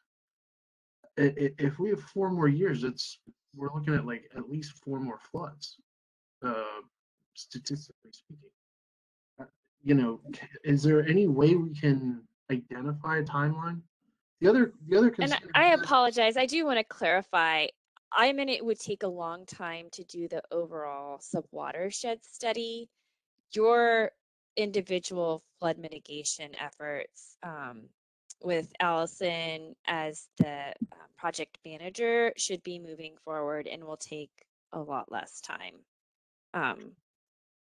The other concern is money. My understanding, and maybe Shelley can clarify, or Reverend Moore, the developer, you guys are planning to apply for funds from Fairfax County to offset the cost of development, correct? Shelley? Yes, it's standard for us to, in Fairfax County, to work with the county because we're offering below market rents. So we use Yeah, no, there's no criticism there. to close that gap. Yes. Katie, it's a little frustrating to hear that money is part of the problem here. You know, I imagine that this project's gonna be about what, $15-20 million budget for construction minimum. Yes. More than that, yes. And so the county has money for that. I imagine they have money to fix the infrastructure that they already have before we start expanding. But Yeah. you know, so I just want to emphasize that I think it's my interpretation from listening to the opening remarks and to Katie's presentation is that these are taking separate tracks, so that the approach to the development, the approach to mitigating the existing stormwater problem are going to be separately tracked. But it's my opinion that they should be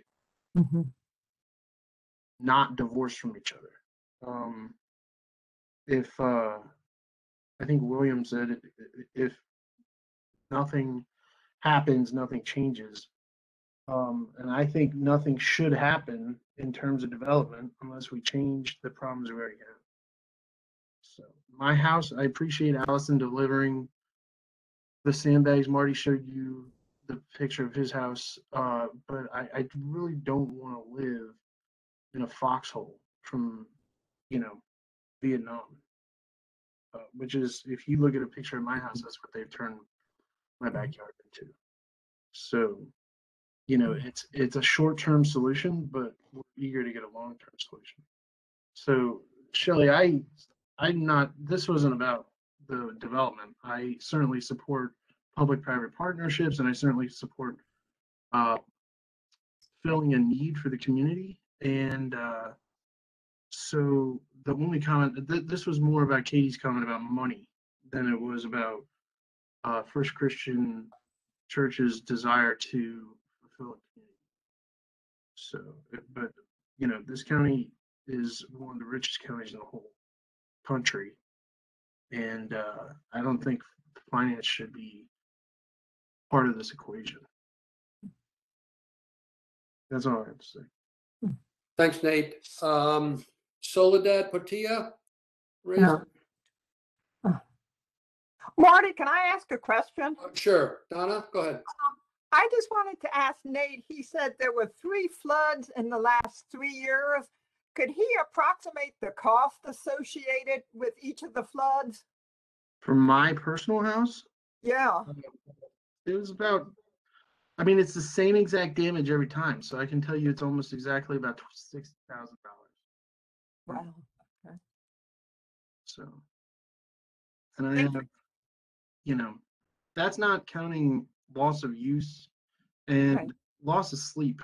Monday it stormed, and as has become routine in my family, every time we have a heavy storm, my wife and I take shifts so that one of us stays up and then wakes the other one up to monitor the storms until the last bands have passed.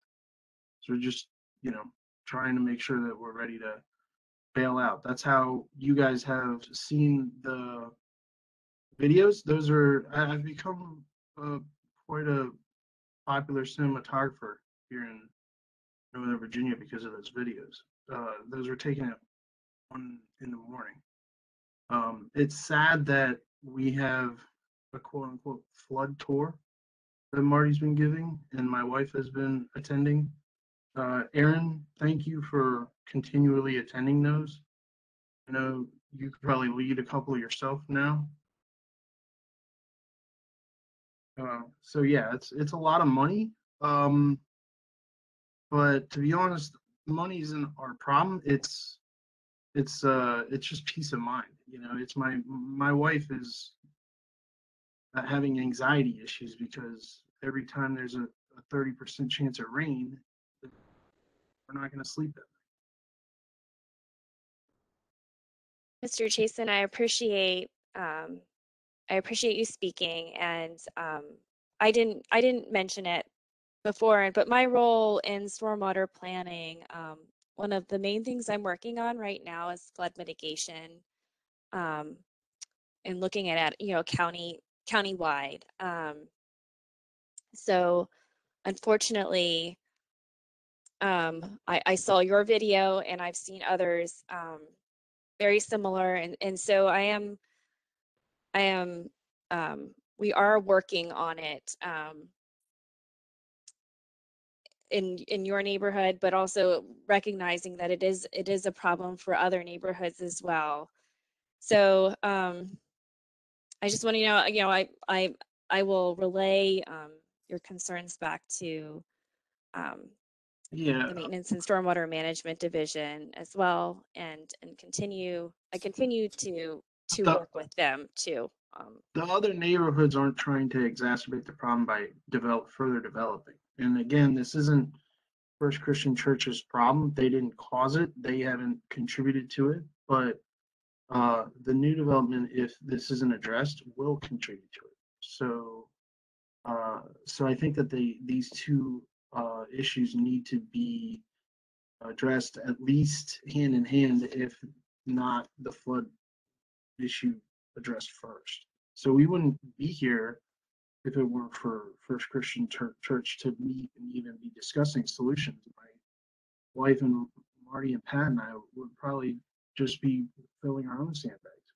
So for that, we appreciate Allison's efforts and the attention that First Christian Church has brought to this issue. Thank you, Nate. Thank you, Katie. Let's move on. I've got a couple of people who've raised their hand and a couple of people who are having some technical issues have contacted me, but we'll try to work through this. Soledad Portilla is up next. Graham, could you unmute her? Soledad, please, the floor is yours. Thank you. Can you hear me? Yes, but just speak up just a bit. Can you hear me now better? We can hear you. It's low, but we can hear you. Okay, can you hear me now better? That's much better. Okay, thank you. Good evening, everybody. I want to thank staff and the task force members for their time and effort. I do appreciate the opportunity to speak tonight to express my support of the First Christian Church nomination. I've served on the Affordable Housing Resource Panel as a real estate development professional, and the creation of affordable units in partnership with houses of worship is one of the goals that we spoke a lot during our meetings. I am excited to track developments that add affordable units to the county, and wanted to let everybody know that every single one counts. The county has the goal to add 5,000 units, so any unit that gets approved just helps us get there. So I want to emphasize the importance of this nomination, which also address other critical community issues, but including the one that provides affordable senior housing and also access to affordable healthcare. As a real estate development process, I understand that there are always issues competing with the development, like existing stormwater management infrastructure, open space, tree safe, and also the needs of the community. Not every single issue is easy to address, but I strongly support amending the comprehensive plan, because if the plan amendment moves forward, then you can work during the future zoning application to meaningfully address the existing conditions. If the plan stays as is, it will stay status quo with no change. So I am confident that the church, as well as Wesley Housing, will work diligently through the future zoning process to mitigate all the impacts of the development. I am hopeful that this plan amendment moves forward so that we can address important community goals. Thank you so much for your time. Thank you, Soledad. Next, I had up Rodney North. Hey, Marty, real quick. Sorry. Can we get a are we allowed to get the location, like where are people residents of the county, and where they like what neighborhood they live in when they're providing testimony? Sure, we can certainly ask if they for them to do that. I'd be interested in that from the last speaker. Soledad Portilla calling from Fairfax, Virginia. Thank you, Soledad. Rodney North. Okay, can you hear me? Yes, we can hear you. Rodney, tell us your name and your location. Sure, Rodney North, and I'm from the Ravenwood neighborhood.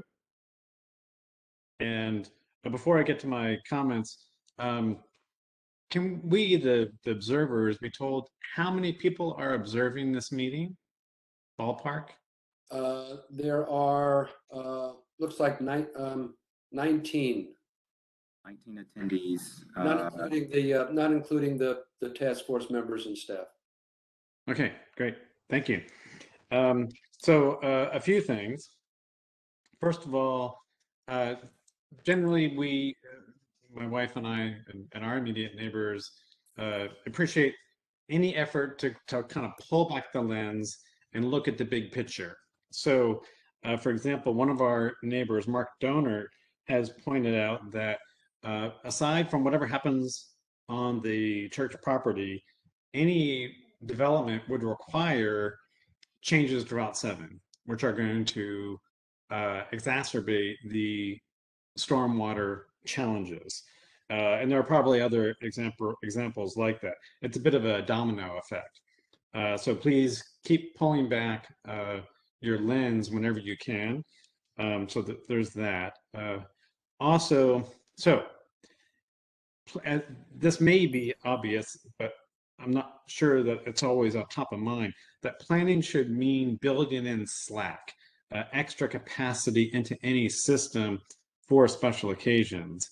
And yet, in I like this term, the Ravenwood watershed, development has already outstripped the past planning. And there have been some references to that, how in years past, there were no requirements or there were fewer requirements. We now, the chickens have come home to roost. Those low standards put us, we're now in a bind.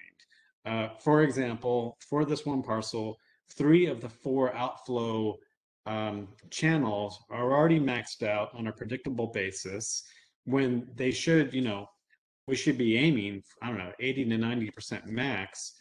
You don't want to plan on 100% utilization.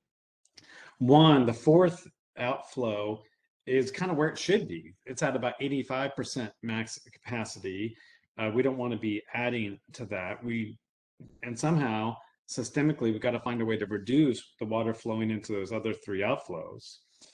Anyway, regardless of what happens on the church parcel, on the mosque property, etc., we already know this watershed is going to see incrementally further loss of permeable space, further loss of trees through the infill that was mentioned.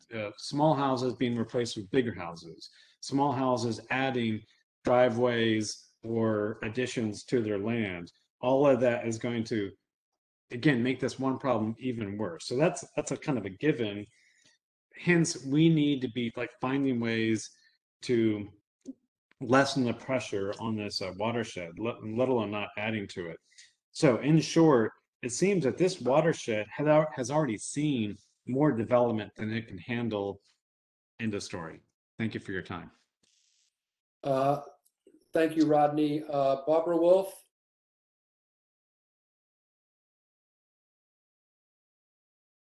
Can she be unmuted? Barbara, can you hear us? Yeah, I can hear you. Can you all hear me? We can hear you. Go ahead. Okay, terrific. Thanks so much. So I have a statement I'd like to make, and I hope it's not too sort of esoteric or tertiary, but I think Barbara, excuse me, just per Jeff's request, please just let us know where you're calling from. I will. So I'm Barbara Wolf, and I'm in Ravenwood Park, and we are the 256 home neighborhood directly adjacent to the First Christian Church of Falls Church. And then just to clarify, there is also a neighborhood called Ravenwood, but that is off of Sleepy Hollow Road. And there's also a townhouse community behind us with a similar name, but we are Ravenwood Park. So I have I have some comments that I've written down that I want to make, but I want to just touch on a couple of things that had been said by two members of the team here tonight that I believe to be task force members, Bill and Karen. Bill was talking about kind of causality and how that could be defined or proved. And, that's a toughie. But I think that if you boil things down and say that before that 7-home neighborhood was built, the problems that the Chasins and others have experienced weren't happening. Now they are. And that, obviously the church is not causing problems now, maybe not, in terms of, any kind of runoff to the adjacent neighbors. But I think that we can assume that change could cause difficulties or problems, and we should be aware of that. And I think, Karen had said that it's not fair to ask the church to be responsible. They're not responsible necessarily for what's happening right now, but I think it's pretty obvious that we have to be hyper aware of the fact that any big change with development could be problematic.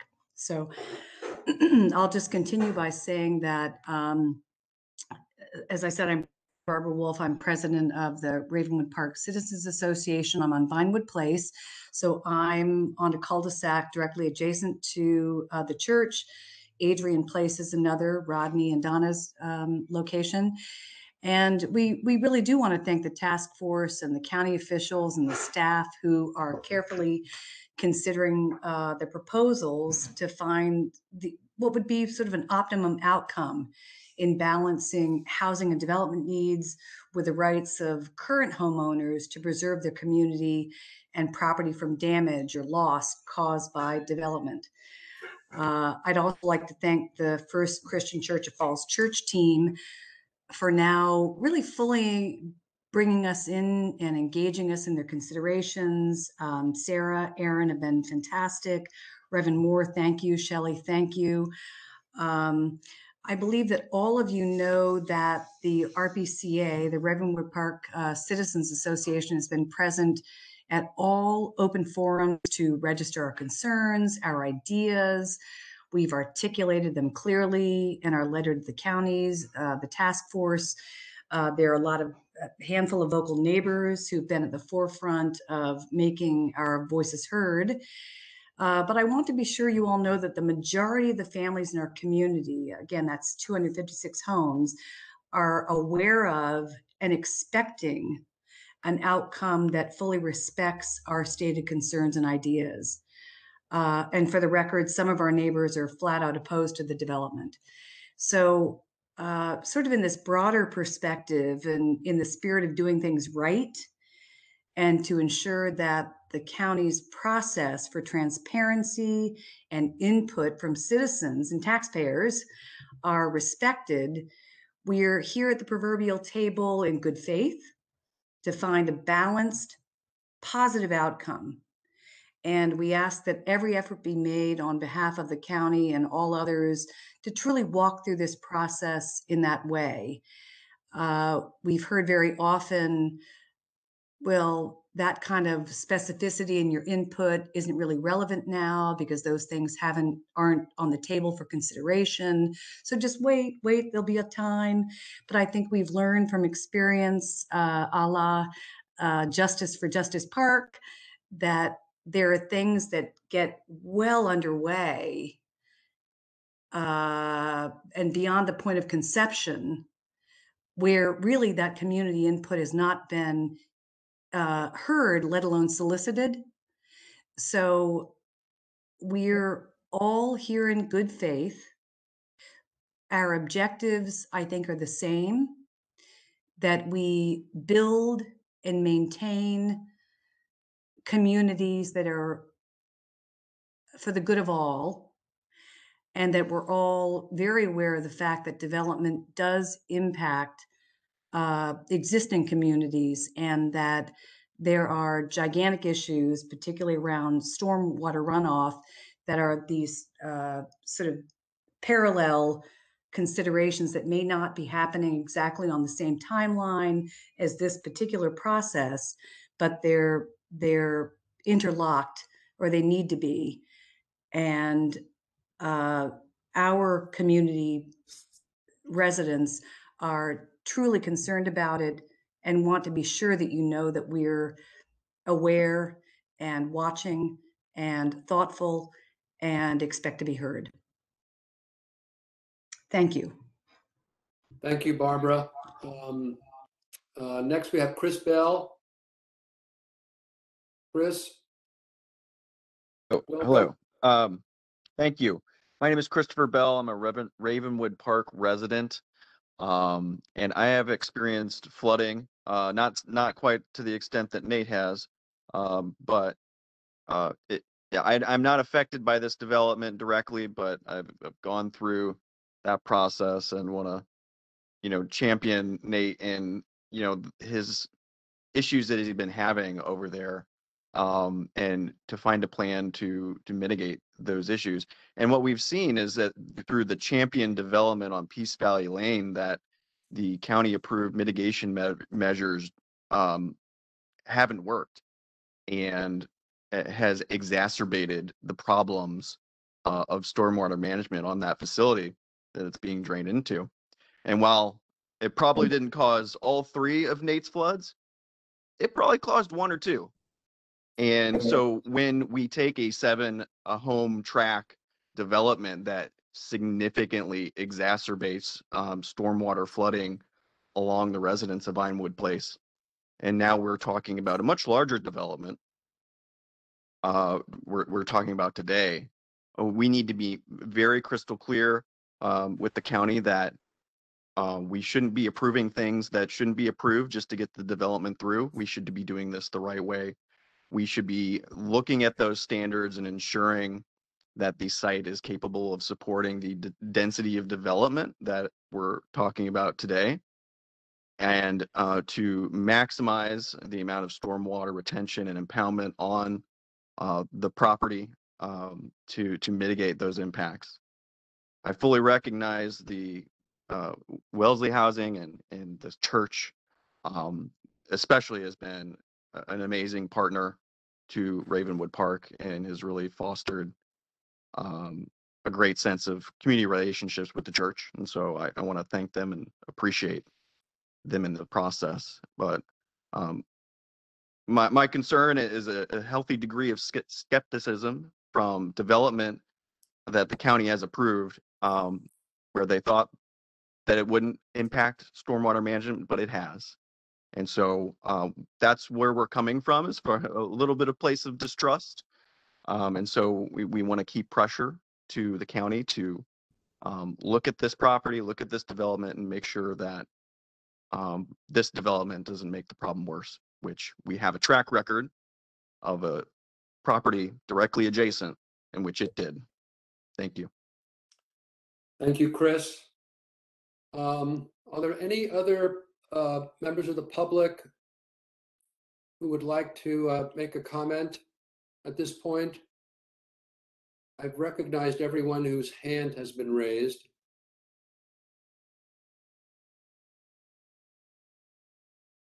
No? Okay, let me just, again, thank you, Chris. Just as a reference point, the reserve at Oakview property, which Chris referenced, is 1.87 acres. The church property is 6.84 acres. It looms up there at the top of our funnel in a way that sends some shivers down some of our spines. So we're hoping that we can move forward in a way that addresses that. Are there any? Can I Sure. respond really quickly? I just want to let everyone know, if you have a drainage related service request that you would like to let the county know about, it's really helpful when we know you have drainage issues or flooding issues. I believe that Clara is going to add a link where you can send an online request, fill out an online request form, and then you're contacted by someone from Public Works to follow up. Thank you, Katie. Comments, Karen? I just wanted to clarify something for Barbara. While I know with the zoning things that the stormwater and the rainwater management that the state has enacted within the last 10 years, I did a small development, got my civil stuff probably 2000 or, in 2013, 12, and I know it changed after that. The current laws are requirements are very arduous on what that stormwater is, and I'm really confident that that will be taken care of by the developer and work with it as much as possible. I don't think it's fair that they fix the source of the problem as it exists now. They cannot contribute to it, absolutely, and I think they're in agreement with that. But their financial responsibility to the problem that exists now, they shouldn't add to it. They can help, but it shouldn't be their responsibility to fix what's happening now. And that's all I wanted to just clarify that point. Yeah, and I think I, too, would have to agree with that, Karen. We can't ask the church to fix the problem. We can ask them at a minimum not to make it any worse. And if they'd like to help fix it, that would be great too. So we don't want to forestall that opportunity. Are there other comments or questions from task force members? Robert? And I will echo again Karen's point that, yeah, that's an extremely valid point. And I think to echo what Marty is saying and what I'm hearing overall is we don't want to make a problem worse. And we want to at least be able to not have it go from a situation where 2 or 3 houses are flooding to 5. And making sure that that is handled completely on site is a big, big concern. And I want to go back really quick to the DPW piece, because one thing we didn't really address was any general timelines of what an end county user might expect from their, say, initial contact to the study. It was very vague in that response, and I would just wonder, is there more a county study period timeline of what one should expect if we do encounter an issue and how this might impact them? I want to separate this study from like a structural flooding issue. The study is more of a proactive approach to looking at what the existing conditions are and then future conditions, and hopefully addressing both through the stormwater and neighborhood stormwater management improvement. And that can range from, pipe capacity improvements to right-of-way, detention facilities. It really opens the box to things. But from a drainage related issue, I believe the turnaround time, so if you were to submit a request in, I believe the turnaround time's like around 3 days you get a response, and then the county staff will come and they do an assessment and they walk through basically documenting your concern and then work with you to move forward. There has been increased resources given to this. I think now, as we see more of these storms come in, flood mitigation has become a primary concern. That is why I'm here, and that is why it's one of my main focuses in the past 2 years. So that turnaround time is a lot faster, and they will walk you through the process. So for a person who's experiencing the issue like Marty is, where he has currently county provided sandbags, right? What would he as a county resident expect as the next step, or is that a final step? And Yeah. what is that timeline process? Let me address that. Robert, as I said, the sandbags, which were offered both to us and to Chasins by the county, is an interim solution, which we welcome. We have been working with the county staff. We've had some visits from county staff and they are doing a study to determine what type of mitigation would work on our property. I will try to hold her to it, but Allison Brewers, who is the county staff person spearheading this, has indicated they like to get this completed by the spring before the next big round of storms, and that would be great. But again, that's trying to mitigate the problem we have now, not solve the problem. We're very thankful for that process. And Katie, please let Allison know that we're very thankful for that process. Much. Other questions, comments from task force members? Seeing none, Michael, I will turn it back to you for concluding comments, observations, remarks. Sure. Thank you again, everyone who attended and participated in the discussion. Really quickly, November 17th is the next meeting date. That's a Wednesday, November 17th. It will focus on transportation information. Again, if additional discussion is needed regarding environmental concerns or others, it's up to the task force. Let me know and we can see about adding that to the schedule. If you have a public comment, I received a few ahead of this week. Just please make sure you CC the Mason District Office. That can go to Irvin Uriarty directly, and then he can forward it to me, or you can CC me as well. We'd like to have it at least a few days in advance just to make sure that it's compiled and we can get it to the task force members. But if you have a public comment, please send that as soon as possible. And that's all I have. Thank you all for your time. Michael, I have a quick question real fast. I guess in my chat that 2 people have asked questions. I don't know whether they got them answered. It was Barbara Wolf and Kara Turner. Didn't see Mrs. Turner's hand raised, but I think Barbara was able to speak. Let me see if I can find Carol. I think it said a question and not a hand raised. Right. Let's see. Turner, can you hear us? Yes. Am I muted? No, ma'am. Did you have a question? Go ahead.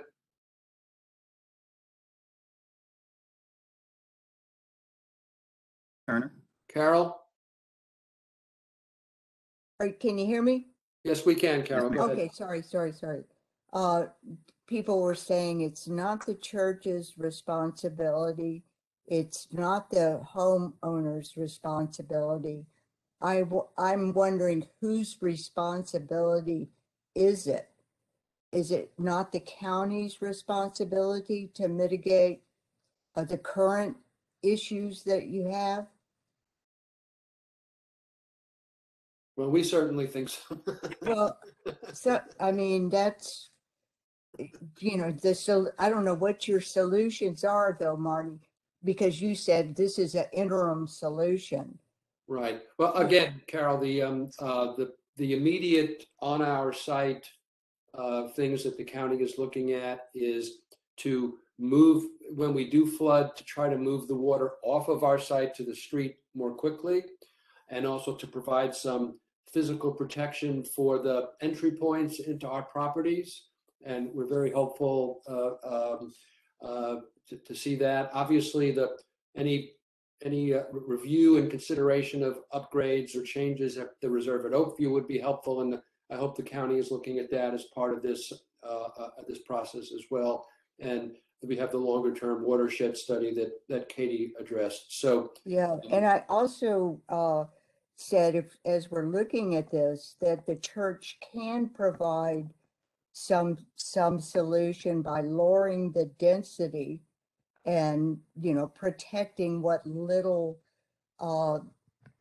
trees you have, and not put so much parking lot and 5-story buildings. I mean, that can, and the community has asked for that as one of their asks. It just doesn't feel like people, I heard Nate, in his voice, just asking for help, and it doesn't feel like either the county or anybody is really taking it that much into consideration. So anyway, that's all. Thank you, Carol. Again, any final comments from task force members? Seeing none. Michael? That's it. Thank you all and hope to see you all on November 17th. Okay, do I have a motion to adjourn? So moved. So moved from Karen, second. Second. From Donna. All in favor, say aye. Aye. Aye. Opposed, say nay. Abstentions, discussion. The ayes have it. Thank you, everyone. This has been a good meeting. We'll see you all on the 17th. And again, task force members who haven't done the tour, representatives from the church who haven't done the tour, county staff who haven't done the tour. I've got it down to 45 minutes now, so you're all welcome to come by. Thanks very much. One person at a time. Bye-bye. Bye-bye.